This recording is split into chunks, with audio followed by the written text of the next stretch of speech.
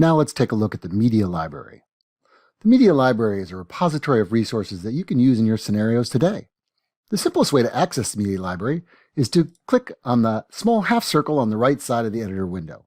This slides out the Media Library.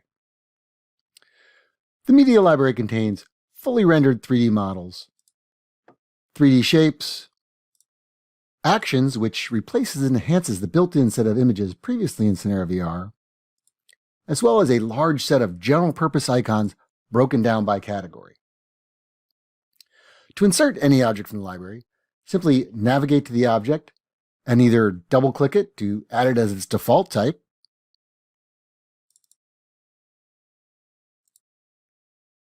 it's a hotspot, or you can hover and select one of the object types,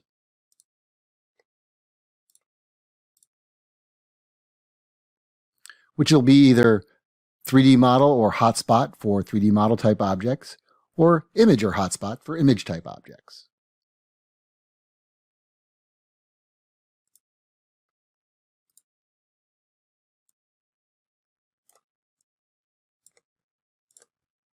All of the shapes, actions, and icons can also be styled with a color of your choice. You can use one of the 24 standard colors, or create your own palette of colors with the 6 custom colors at the space at the bottom. Custom colors are edited by clicking on the pencil icon within the custom color.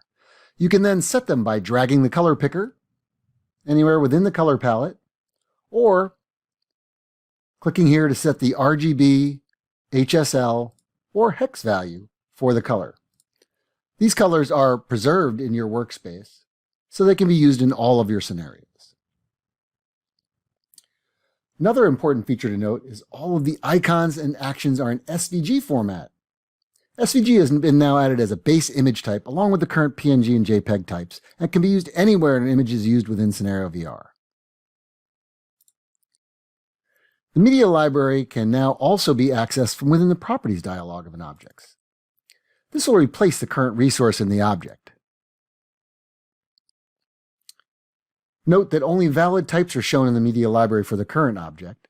So, an image object will only show valid images, and a 3D model object will only show valid 3D models, while hotspots can be any resource type. Searching within the Media Library is now done in the Search tab. The search is automatic as you type.